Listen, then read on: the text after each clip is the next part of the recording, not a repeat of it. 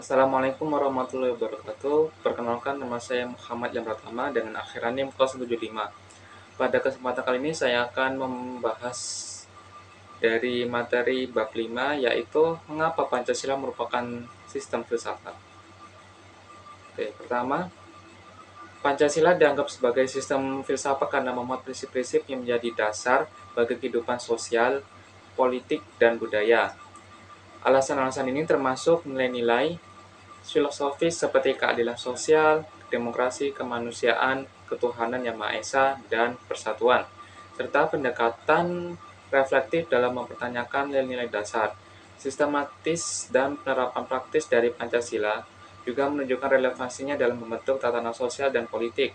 Selain itu, hubungannya dengan tradisi filsafat dan budaya, Indonesia menambahkan kedalaman pada pemahaman dan nilai tersebut.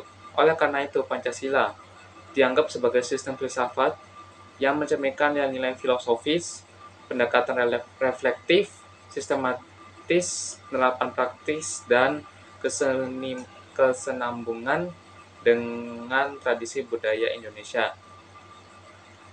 Selanjutnya, kajian Pancasila sebagai sistem filsafat genetivus objektivus dan genetivus subjektivus.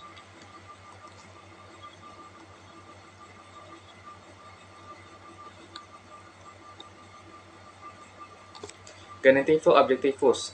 Pancasila sebagai genetivus objektivus artinya nilai-nilai Pancasila dijadikan sebagai objek yang dicari landasan filosofisnya berdasarkan sistem-sistem dan cabang-cabang filsafat yang berkembang di Barat. Sedangkan genetivus subjektivus artinya nilai-nilai Pancasila dipergunakan untuk mengkritisi berbagai aliran filsafat yang berkembang, baik itu untuk menemukan hal-hal yang sesuai dengan nilai-nilai Pancasila, maupun untuk melihat nilai-nilai yang tidak sesuai dengan nilai-nilai Pancasila. Selain itu, nilai-nilai dari Pancasila tidak hanya dipakai dasar dalam pembuatan peraturan perundang-undangan, tetapi juga nilai-nilai Pancasila harus mampu menjadi orientasi pelaksanaan sistem politik dan dasar bagi pembangunan nasional. Berikutnya, tantangan Pancasila sebagai sistem filsafat. Interpretasi yang beragam ataupun keberagaman yang ada di dalam Indonesia sendiri. Tantangan utama adalah interpretasi yang beragam dari nilai-nilai Pancasila. Beragamnya pandangan ini bisa menyebabkan perbedaan pemahaman tentang bagaimana nilai-nilai tersebut diterapkan dalam kehidupan sehari-hari. Berikutnya, globalisasi dan modernisasi. Dalam era globalisasi dan modernisasi, ada tantangan dalam mempertahankan nilai-nilai dan tradisional sekaligus mengakomodasi nilai-nilai universal yang berkembang. Berikutnya, ketegangan antara nilai-nilai. Terkadang terdapat ketegangan antara nilai-nilai Pancasila seperti antara keadilan sosial dan kebebasan individu yang memerlukan penyeimbangan yang cermat.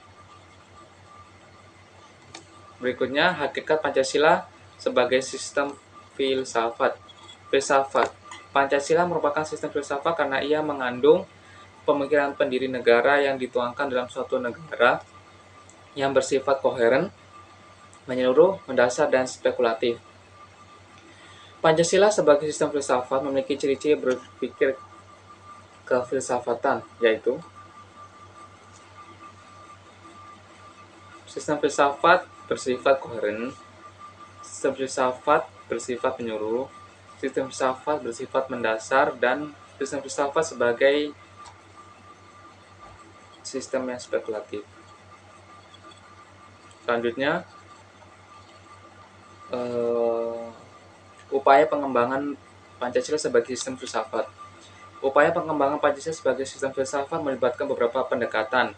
Pertama, melalui refleksi kritis terhadap nilai-nilai Pancasila dalam konteks zaman yang terus berkembang, seperti teknologi, globalisasi, dan perubahan sosial. Hal ini memungkinkan adaptasi nilai-nilai Pancasila agar tetap relevan dan bermakna bagi masyarakat modern. Kedua, melalui pendidikan dan sosialisasi yang lebih luas mengenai arti dan relevansi Pancasila dalam kehidupan sehari-hari, baik melalui kurikulum pendidikan formal maupun program-program pengembangan masyarakat.